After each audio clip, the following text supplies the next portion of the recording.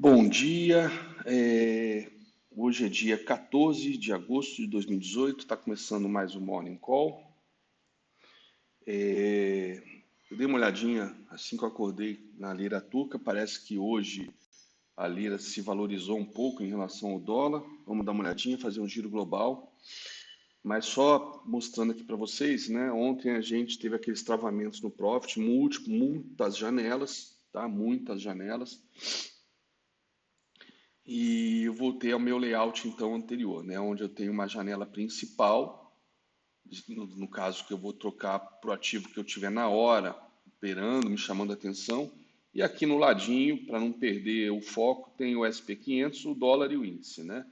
Então, se eu estiver operando o dólar, eu vou ter o dólar pequeno aqui e o dólar grande aqui para poder fazer os estudos num espaço maior, de modo que vocês visualizem, e também com o book e o Times and Trades associados a esta janela. Então, se eu trocar para índice, troca também os books, tá? Book e Times and Trades, tá? E aqui embaixo a velha janelinha de sempre do BS, do mini índice, que é o market maker aí do mini índice para a gente ter uma ideia de tendência, tá? Dificilmente ou raramente, se eu vi uma vez nesses um ano que eu monitoro o BS, né, desde setembro do ano passado, se eu vi uma vez o mini índice andando na direção contrária, foi muito. E se vocês olharem até o gráfico do índice aqui, ó, vamos botar aqui, até aproveito porque muita gente me pergunta isso do BS. Se vocês olharem aqui o gráfico, vamos botar em gráfico de linha, ó, igualzinho. Vamos botar o de montanha aqui. Deixa eu voltar para candlesticks. Vamos botar aqui o de montanha, que fica mais fácil de se visualizarem. Até o gráfico de montanha é parecido com o do BS, tá ok? Com os momentos de consolidação, os momentos que corrige, tá? Então tá aqui. Bom, e com isso, o que eu tive que fazer? Eu peguei de volta um dos monitores que eu tinha dado para as crianças, tanto é que eu vou ter que ir lá na Casas Bahia hoje comprar uma televisão para eles, para o quarto deles. Eu tinha botado uns monitores de 28 polegadas de televisão lá na net do quarto dos meninos, né? Eu tinha 3 monitores, botei um no quarto da minha filha, um no quarto dos meninos, fiquei só com um. Para mim, um bastava, mais o laptop. Mas tive que ir lá dar uma um grande lá e tomar de volta. Mas deixa eu mostrar para vocês o layout que eu preparei aqui para a gente acompanhar aqueles papéis, né, que a gente pode fazer day trade e aqueles 4 que são importantes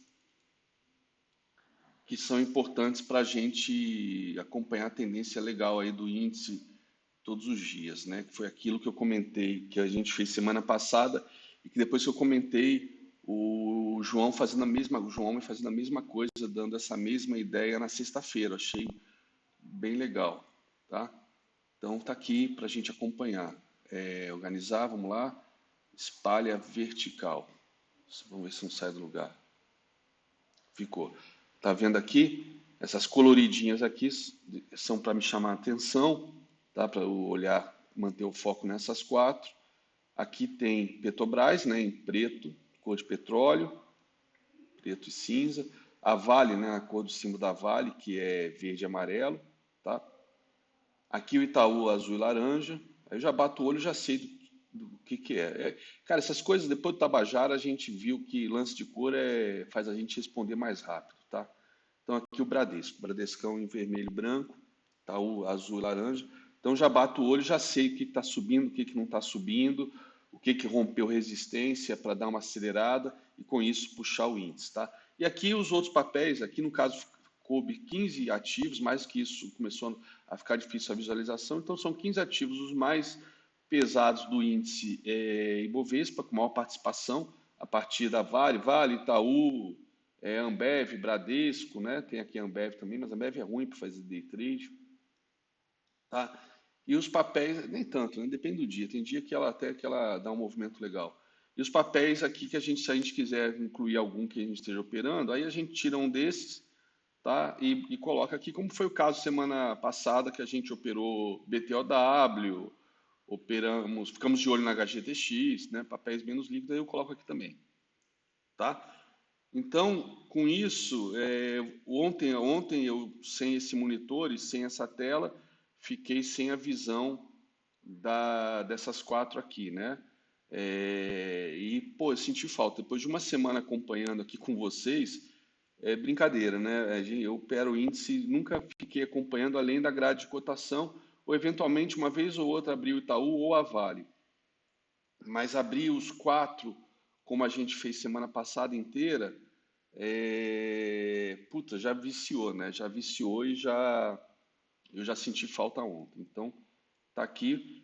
E aí, para evitar travamentos, eu botei essas 15 janelinhas dentro do enfoque, que roda redondo. Eu já cheguei a abrir mais de 100 janelas simultâneas no enfoque. Nunca travou, nunca deu problema, tá? Uma ferramenta que eu gosto bastante, eu acho ela muito simples, muito amigável. Tem a caneta técnica aqui que o Fausto falou que eu era o único usuário dela. Eu falei, não é possível, porque eu acho sensacional. Onde você traça, por exemplo, uma linha em cima, peraí, uma linha embaixo é vermelha, uma linha em cima, puta, ficou vermelha também, deve ser algum problema aqui de horário. Eu tô igual o Bill Gates fazendo demonstração, né? Ah, agora funcionou. A linha embaixo é azul. A linha em cima. Ah, porque aqui ela ficou descendente, por isso que ela ficou as duas vermelhas. Burro pra caramba. Descendente, ela é vermelha, porque é LTB, olha só. Então vamos lá. Caneta técnica, olha que bacana. Ascendente é azul, descendente é vermelha. Em cima do preço, agora em linha reta, é vermelha. Embaixo do preço é azul. Pô, acabou, você não precisa configurar cor nenhuma. E dependendo do time frame, elas ficam mais grossas ou mais finas. Você pode configurar, se for uma linha que pega um mês, já é mais grossa. Se for que pega só uma semana, é mais fina. Se for que pega só um dia, é mais fina ainda. Então isso é excelente para traçar. Eu adoro essa funcionalidade, tá? Adoro essa funcionalidade da caneta técnica. Então vamos usar e abusar bastante aqui nos meus estudos de day trade, e aí, na hora de operar, roteia-se pelo Profit, tá? Então vamos acompanhar aqui. Eu peguei ontem, Anderson, eu peguei aquela queda do dólar no final. Logo depois que eu fechei a sala, eu peguei aquela dólar que foi que salvou meu dia. Vou mostrar para vocês depois, tá? O dólar me deu um baile antes, mais cedo.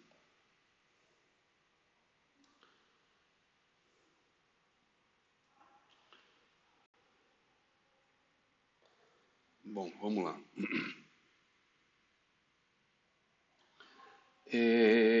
Vamos lá, então, vamos começar o Morning Call pelo nosso giro global. Estou ansioso para ver como é que estão os mercados. Eu vi que a SP Futuro subia, a lira turca também caía, né, em relação ao dólar, ou seja, a lira se valorizava. Vamos ver se é isso mesmo. E eu vi que o Bitcoin bateu 6 mil, tá? Ontem acabou naquela loucura aí de mais um dia de crise lá na Turquia, acabei esquecendo de olhar o Bitcoin. Bom, já caímos aqui no Yuan, tá? O Yuan, moeda chinesa, uma pequena valorização de 0,14, tá? 0,14, depois de uma desvalorização forte ontem, chegando numa região de suporte, tá? Como eu mencionei ontem, China dizendo que não quer mexer muito no câmbio, mas está mexendo, tá? Eu li uma matéria, abri um parênteses aqui falando sobre China. Eu li uma matéria ontem da Economist falando que teve uma reunião agora há pouco tempo do Politburo, né, do chinês, que são as 25 maiores autoridades, 25 maiores autoridades do Partido Comunista Chinês. E eles estavam comentando isso aqui, e o tema foi a guerra comercial do Donald Trump com a China, tá? E aí eles estão comentando, né, que estão bastante preocupados, apesar de eles estarem falando o tempo todo de retaliação, retaliação, que vão retaliar também, eles não estão querendo retaliar na mesma força, na mesma intensidade. Na verdade, eles não é que eles não querem retaliar, eles não podem retaliar.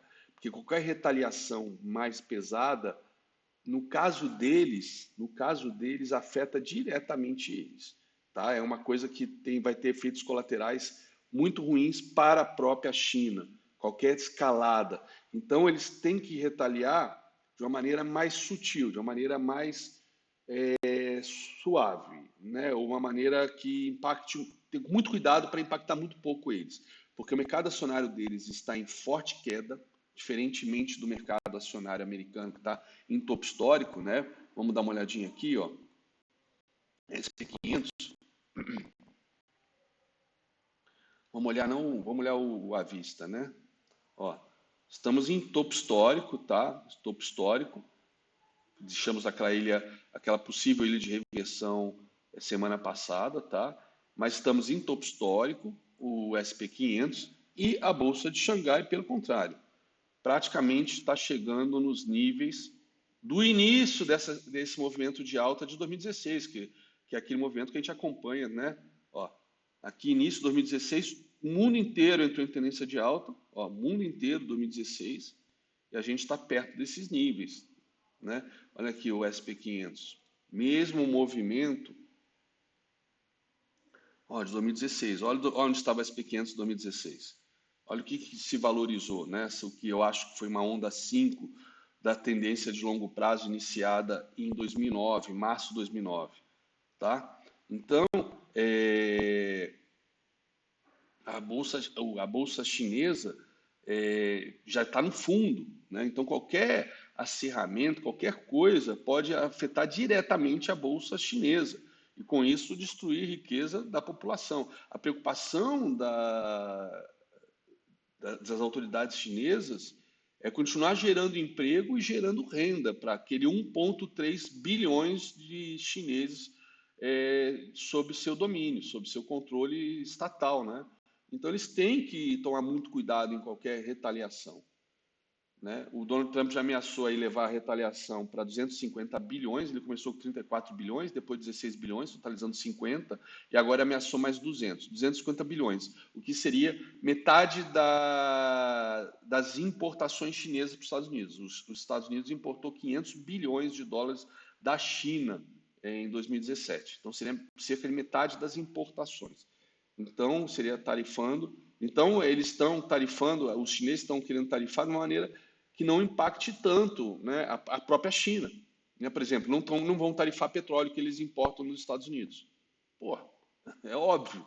Né? Se tarifar o próprio petróleo que eles importam, é um puta de um tiro no pé, né, em termos de provocar aumento de toda a cadeia produtiva que precisa de petróleo, tá? Precisa de combustível.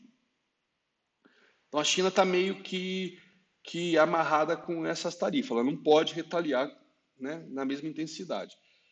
Tem e outro ponto, né, que ela está preocupada também com a questão do yuan se desvalorizando, né?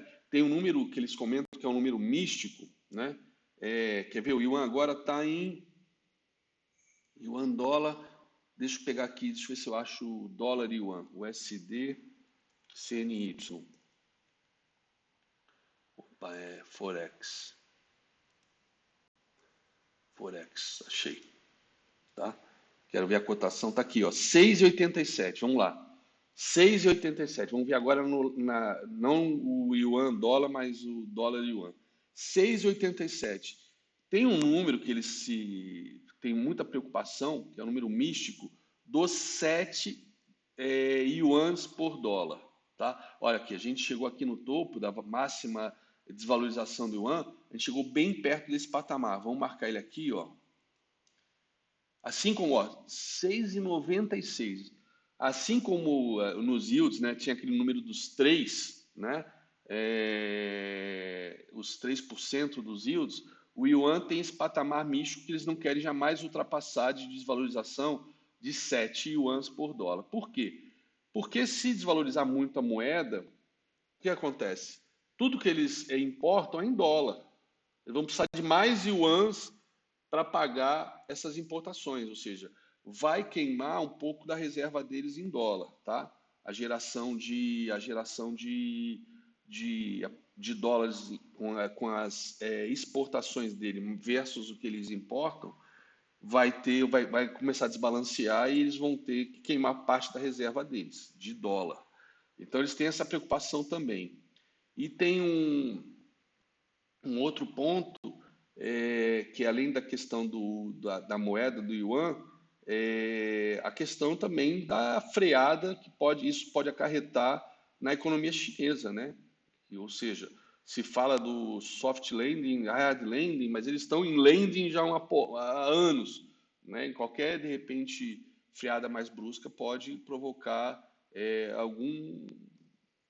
Na verdade, não é o temor de conflito social, né? Mas qualquer ruído atrapalha eles manterem o controle aí sobre a sua população, né? Então eles têm mantido aí o controle com mãos de ferro, mas de uma maneira bem soft, né? Estão gerando emprego, está aumentando renda, o pessoal está ganhando, comprando seus imóveis, enfim. Eles têm muita preocupação disso não desandar. Eles têm uma bomba nuclear financeira que poderia ser usada, né? Que já foi até aventada em 2008, que são os títulos públicos americanos, né? Colocar à venda. Isso derrubaria o dólar, tá? Mas enfim, é só um bate-papo, sobre o cenário aí global, que é uma coisa que eu curto acompanhar, curto ver. Não tem tanta importância para a gente operar, mas eu acho que na nossa profissão a gente tem que estar acompanhando todo o cenário, porque os cenários têm desdobramentos e esses desdobramentos a gente tem que saber operar, né? Eu sei que a gente tem que olhar só o gráfico, não precisa olhar mais nada para operar, mas não, isso pode até ser para day trade, né? Realmente não precisa de mais nada, mas é coisa de profissional. Eu acho que a gente tem que ter o conhecimento macroeconômico do que está acontecendo para saber, inclusive, identificar, né, no gráfico qualquer sinal que possa ser realmente uma reversão de tendência baseado nessa questão macroeconômica, né? Não achar que é uma correçãozinha, como eu vejo muito analista, de repente, que se quer só olhar o gráfico, aí qualquer alta já fala, não, não, tá vendo? A Bovespa tá bombando, porra, isso aí não vai afetar em nada a gente. Por quê? Porque está olhando só o gráfico e, de repente, sabe, está ignorando a questão eleitoral, está ignorando a questão fiscal, que está totalmente cagada, e aqui, dependendo das eleições, a dificuldade das aprovações de reformas vão ser gigantescas, dependendo das coligações, de quem ganhe. Por exemplo, eu estava lendo agora de manhã no café, a maior parte dos analistas tem comentado que o Brasil, em termos da crise turca, apesar da gente ter sentido o impacto esses dias, não, ontem nem tanto, ontem o dólar subiu, mas subiu até menos do que eu esperava. Ontem estava um dia bem volátil, o DI com 2% de alta, em uma hora despencou, chegou a quase um negativo, depois voltou a subir, um movimento no DI bem, bem estranho, né? E aí o dólar também, tá? Acabou que o dólar corrigiu, fechou perto das mínimas do dia, mas ainda em alta de quase 1%. Mas os analistas do mundo inteiro têm comentado que o Brasil está forte, etc., que os riscos do Brasil são internos. Então pode até ser que a gente não seja tão afetado por uma crise turca, tá? Mas é importante comprar a crise turca, porque se ela atingir a Europa, atingir os bancos europeus, cara, vocês viram o que aconteceu com a crise da Grécia, o risco que deu. Tá? E aquilo que comentei ontem. A crise turca tem aquela questão geopolítica que a gente não sabe qual vai ser o final dessa história. A Turquia se aproximando da Rússia, a Turquia, de repente, saindo da OTAN. Acho que não vai rolar isso, mas a Turquia, de repente, abrindo as fronteiras para quantos milhões que eu falei que tinha? 1,5 milhão de refugiados entrarem na Europa, refugiados sírios. Isso mexe com a questão, mexe até com a vida política de cada país. A gente viu aí o extremismo da direita por conta dos refugiados. A gente viu o Brexit também muito associado à questão de fechar a porta da Inglaterra, do Reino Unido, da Grã-Bretanha, né, para ali a França, para a União Europeia por conta dos refugiados. Enfim, muita coisa pode acontecer, é importante a gente ficar acompanhando. Agora, realmente os nossos riscos são principalmente os riscos internos, né? A gente estamos aí adiando a reforma eleitoral desde 2017, desde a época do Levi, na época do reforma eleitoral, não, perdão, reforma previdenciária. Desde a época do Levi, da Dilma, governo Temer jogou agora para o próximo governo que a gente não sabe quem vai ser. Quer dizer, é tenso isso, tá? Então vamos lá. Então o yuan aqui se aproximando perto daquele limite do topo histórico aqui perto dos 7 yuans por dólar. Vamos ver. Ó, o USD lira turca, pronto. Lira turca se valoriza um pouco hoje, tá? No caso, o dólar se desvaloriza depois de 3 dias de forte alta. Nesses 3 dias, né? Quinta, sexta e ontem, né? O yuan chegou a subir, ó, 35%, 36%, né? 35,88, 35,5% em 3 dias. E aí acabou fechando ontem com uma alta de 29%, 29,5%, tá? Vamos dar uma olhada quanto está essa alta só este ano da lira turca. Tá aqui, começando aqui embaixo, ó. Chegou a se desvalorizar, ó. Caraca, chegou a subir 93%. Bom, vamos ver ele fazer o contrário, né? Ver a desvalorização.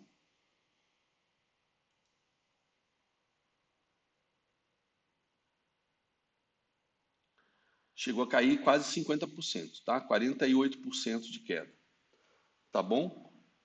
Na máxima de ontem, tá? Agora, nesse momento, a lira turca se desvaloriza em relação a janeiro, valoriza 42%, cerca de 40%, tá? 40% de desvalorização. Dizem que tem espaço para ela se desvalorizar mais 20%, tá? Enfim. É o caos aí provocado por mais um ditador no governo, né? É isso que dá. Bom, vamos ver o dólar index. Dólar index, então, que é o que interessa para a gente, tá? Dólar index é estável, 0,04 negativo, tá? Estranho esse aqui, muita coincidência, os dois iguais, né? Bom, rompemos aquele triângulo ascendente que eu mostrei aí ao longo da semana passada, tá? Rompemos na semana passada mesmo, na sexta-feira, sexta ou quinta, e seguimos aí subindo. Mas estranho esses candles aqui. Ou seja, está abrindo com gap sobe, abriu com gap sobe esses 2 dias. Estranho. Fiquei em dúvida se está realmente certo. Eu tenho isso no terminal enfoque também. Deixa eu abrir aqui. Deixar carregando. No seu está preto? Estranho. Deixa eu abrir aqui o terminal enfoque.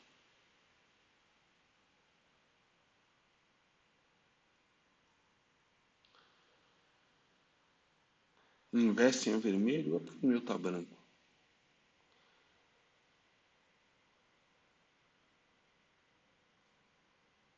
Hoje eu vou fazer Bitcoin sim. Tá?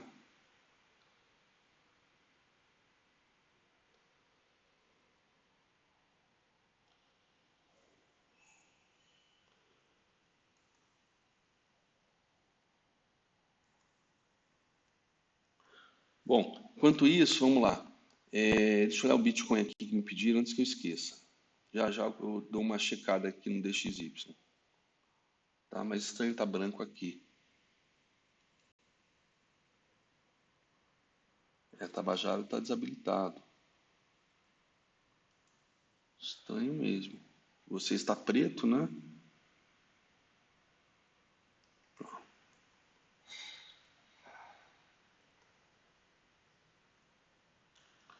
Bom, vamos lá. Bitcoin. Antes que eu esqueça. Bitcoin está aqui em cima. Como mencionei, ele estava tocando $6.000, tá? $6.000, chegou a cair, chegou a quase lá na mínima daquele alvo que eu tinha projetado em março desse ano, tá? Que era 6.200, entre 6.200, 5.800. Então chegou bem perto lá, chegou a 5.910, tá? Chegou a perder os 6.000. Então foi como eu vinha falando, né? São as esperanças, né? Até aqui, essa correção era saudável, depois de chegar no 161,8, chegou na correção de 38,2, uma região de topinho anterior, média de 20, tinha que segurar, deixou um martelo, a ideia era que segurasse, né? Depois começou a cair, eu falei, bom, beleza, não pode perder a cabeça do pivô e também FIBO de 61,8, já que a projeção foi milimetricamente atingida. Então vamos lá, até acertar ela aqui, ó. Não pode perder o FIBO de 61,8, né, um número importante na razão áurea para quem trabalha com FIBO, com retração de Fibonacci, mas não é nem principalmente por conta de ser 61,8, não pode perder a cabeça do pivô. A gente não pode ter uma onda 1, uma 2 e uma 3 e a 4 perder a cabeça do pivô. Apesar do que, por contagem de ondas, a gente teve uma 2 não complexa, então teríamos que ter uma 4 complexa. Então teria que parar por aqui, zigue-zaguear um pouco para depois lançar uma 5. Cara, perdeu a cabeça do pivô, desconfigurou totalmente as ondas de impulsão baseado em Elliott. Então falei, bom, se perder, aí próximo suporte é o fundo, é o fundo. Esse fundo aí sim não pode ser perdido. Porque se for perdido, já temos até aqui os alvos traçados, tá? Primeiro alvo, tá? Cerca de 3.200. Tem o alvo, se não me engano, na casa de 1.200, mas o primeiro alvo seria os 3.200, tá? Ok? Não, não temos pivô de baixa. Não temos pivô de baixa ainda. Pivô de baixa no diário, bem claro, não temos, tá? Temos o quê? A quebra, né? É até a aula do Martin Pring que eu dei semana passada, na quinta-feira, né? É o dilema dos topos e fundos. Ou seja, topos e fundos ascendentes, tendência de alta. Fez topo e fundo descendente, tendência de baixa. E quando neste caso ele fez só um fundo descendente, mas ainda não tem um topo descendente, tá? Aqui eu desconsidero isso aqui, eu considero isso aqui um topo só. Quando não tem um topo descendente, é o dilema, né? Eu já tenho um sinal de baixa, mas eu ainda não tenho o cenário completo de baixa, tá? Ó, já abri o BMF. Moça, a gente começa a conversar aqui, o tempo voa, tá? Então vamos lá. Deixa eu ver se o terminal enfoque já carregou os gráficos, já carregou. Tá aqui, deixa eu ver, eu tenho aqui janela de Forex. Morning Call tá aqui. Morning Call.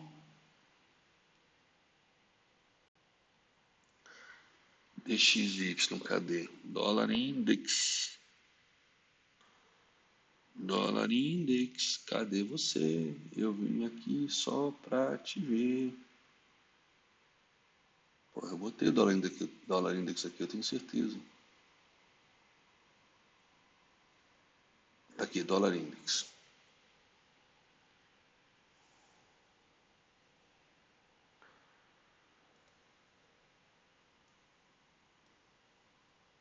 Ué, tá igual, ó. O enfoque tá igualzinho. O dólar index tá igualzinho. O dólar index do TradingView. Vocês falam que o Investing tá preto. Aqui, enfoque tá igualzinho o TradingView. Olha só, gente. Deixa eu ver se eu tenho intraday aqui. Não tem intraday aqui no terminal enfoque. Mas, ó, tá igualzinho. Igualzinho. Tá? Bom, Bitcoin já foi. Deixa eu lá de novo no dólar index, dá uma olhada no intraday dele. Aqui eu tenho intraday. Vamos olhar no intraday, vamos ver o movimento dele no intraday, né? Devia ter feito isso antes, 60 minutos.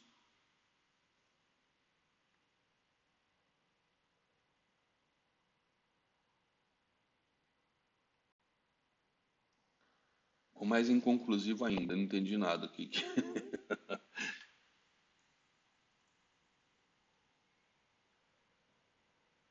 Eu, hein? Pô, ele tinha que estar perto do topo, né? O candle atual. 96,29. Vamos lá, dólar index. 96,29, tá certinho. Nossa, essa sombrinha aqui, são esses topos aqui. Caraca, meu. Então é isso, ó, 96,29, ó. Isso aí. Eu, hein? Gap de baixa de 20 pontos hoje o dólar? Opa, vamos operar isso aí hoje. Bom, vamos lá. Dólar Index, diário de novo. Tá? Vamos tirar a prova dos 9 no euro. Ó. Dólar Index caindo 0,04. Vamos ver o euro aqui. Porque o euro é 56% do dólar Index, tá? Então, o euro, hoje qual é a expectativa? Que a gente veja o euro vindo fazer um pullback aqui no suporte perdido. Assim como o dólar index fez um triângulo ascendente que foi rompido, o euro fez um triângulo descendente que foi rompido também. Tá? Igualzinho o dólar index. Então, a expectativa agora é que este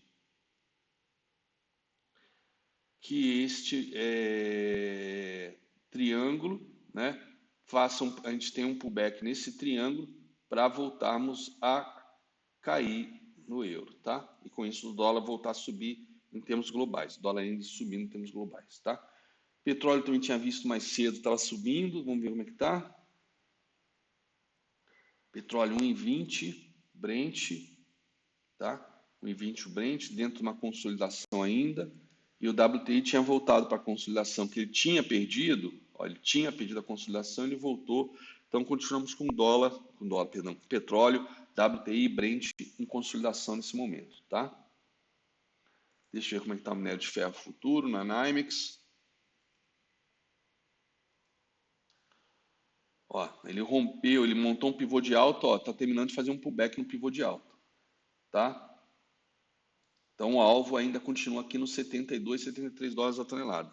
Li matérias de analistas gringos, acho que é um cara da Gavical, lá da Ásia, Taiwan não. Bom, um dos países que a Gavical tem escritório na Ásia, esse analista da Gavical comentando que ele vê o minério de ferro em 50 dólares a tonelada no final do ano por conta dessa redução aí que a China vai ter por conta dessa guerra tarifária, tá? Essa redução forte na demanda chinesa por minério de ferro.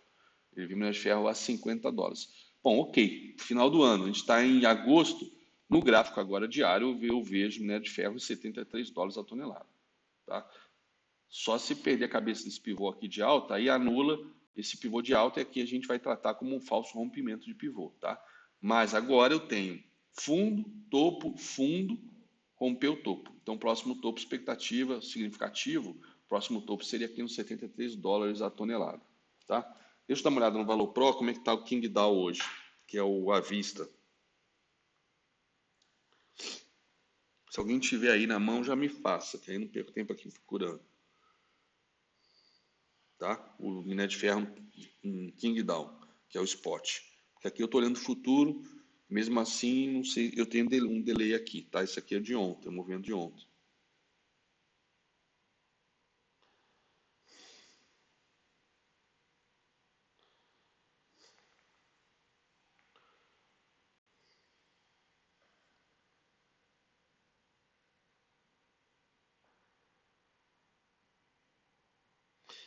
Minério de ferro à vista recua 0,7 em Kingdown e futuro cai 1% em Dalian, tá? Então ali eu tenho o minério de ferro subindo, mas ele cai 1% em Dalian, então deve ser refletido também aqui na NYMEX hoje. Está caindo o spot em Qingdao 0,7%, está caindo em Dalian 1%. Então, como eu falei, agora o gráfico sinaliza 73. Se porventura a gente perder aqui o 68,66, ou tá aqui para debaixo desse topo, aí dá uma anulada a princípio nesse pivô de alta, tá? A gente pode até, não sei se dá para considerar isso, deixa eu ver.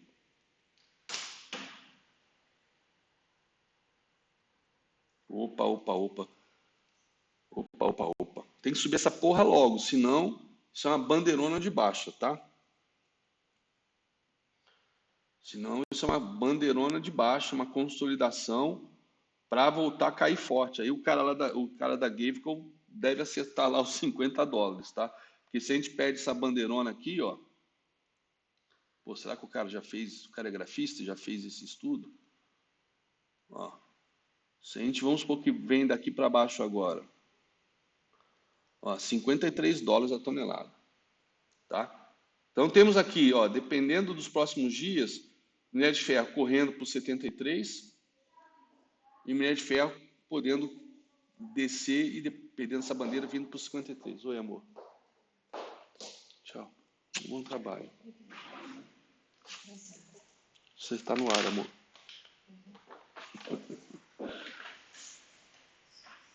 Tá? Então tá aqui os dois cenários para o minério de ferro, né? Olhando agora os números de Qingdao e Dalian, e agora esse gráfico aqui, eu acabei de identificar um cenário. Não é coincidência essas linhas aqui, tá? Essa LTAzinha aqui, esse topo, e essa paralela pegando aqui esses três topinhos. Até porque realmente é um topo que está alto, mas nem tanto, né? Pode ser, pode ser. Não sei agora, sinceramente, não sei qual é a probabilidade maior. Se é essa bandeira vermelha vingar ou a gente vir no 73. Talvez a bandeira, até pelo cenário que a gente está vendo aí na China, né? É isso aí. Vamos olhar o SP Futuro, para olhar para os nossos gráficos.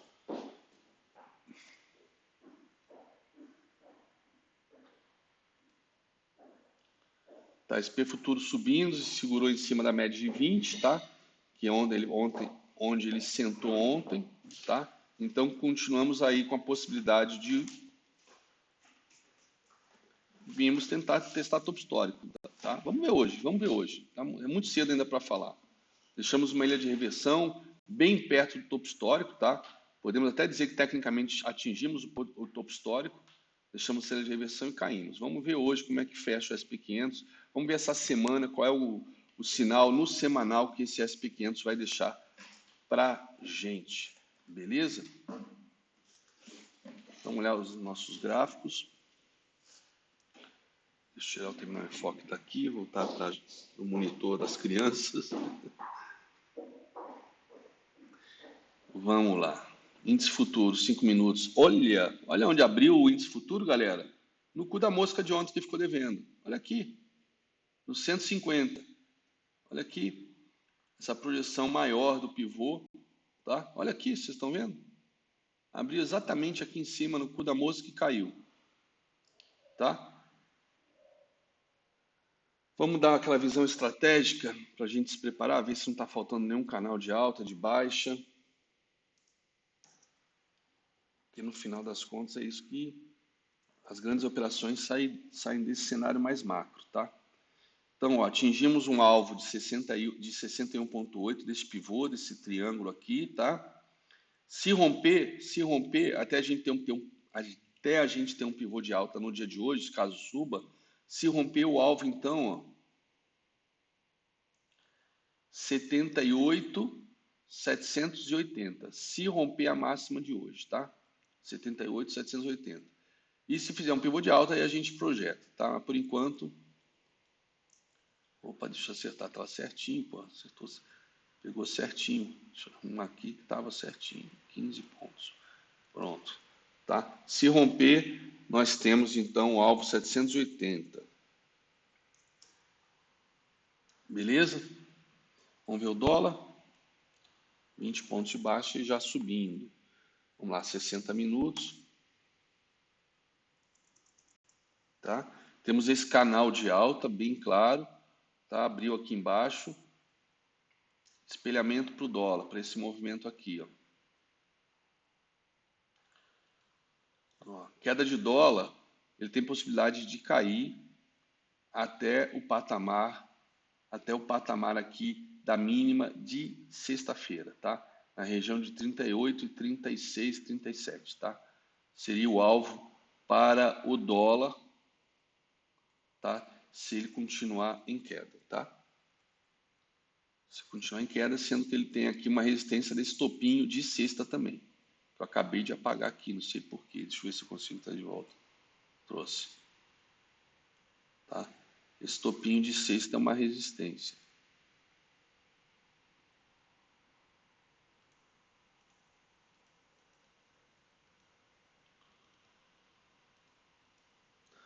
Ok?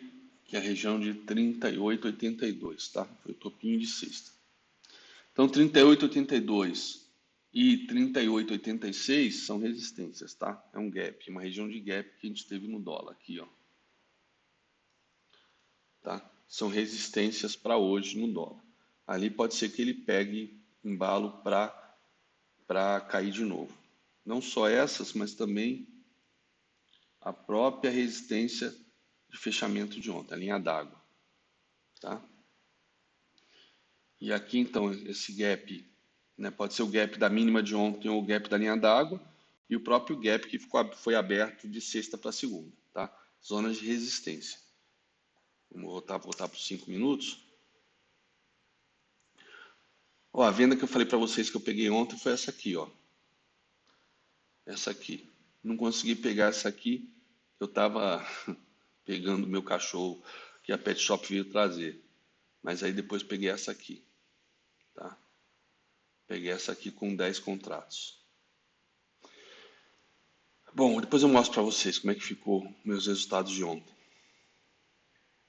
Então é isso, galera. Vamos projetar o pivô de baixo de ontem, tá? Mas agora eu já prefiro trabalhar com a retração. Com a retração, a projeção desse movimento todo, né? Espelhar todo esse movimento. Mas podemos trabalhar com 161,8 sim, ó. Mais ou menos onde ele abriu, ó. Ou seja, ele atingiu o alvo desse pivô de baixa na abertura. Assim como a gente atingiu o alvo do pivô de alta no dólar, assim como a gente abriu no alvo, olha só que interessante, né? Assim como a gente abriu no alvo do pivô de alta de FIBO, né? Do índice, e abrimos no alvo do pivô de baixa, né? De FIBO no dólar. Porra, e ainda diz que não funciona, tá? Ainda diz que não funciona. Não, bem percebido, Diego. Parabéns.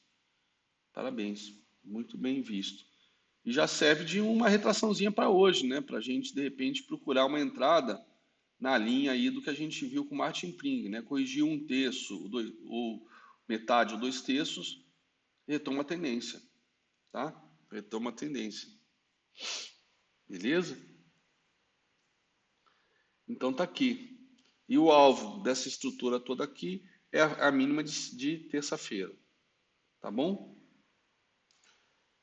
Deixa eu acertar o Times and Trade, que está com o Times and Trade de ontem.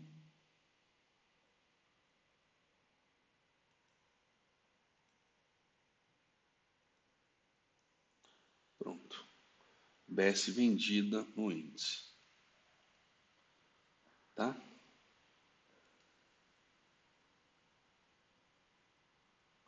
Ó, o alvo de ontem, praticamente, ele fechou, ele atingiu, praticamente não, ele atingiu o alvo do triângulo, ó. O alvo do triângulo, ele deu uma descansada e na meia hora final rompeu esse alvo e fechou um pouquinho acima, tá? Gap sendo fechado e voltando a subir, tá? Deixa eu tirar esse alvo do triângulo aqui. Então é isso. Então é isso, people. Boa sorte para todos nós. Nós tenhamos hoje um dia mais tranquilo. Ontem, apesar dos movimentos enormes, tivemos alguns movimentos falsos e vamos para o game, beleza? Boa sorte para todos nós, boa sorte aí para a galera que me acompanha pelo YouTube.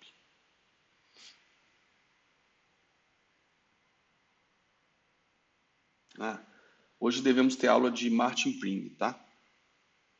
No final do pregão, após o final do pregão.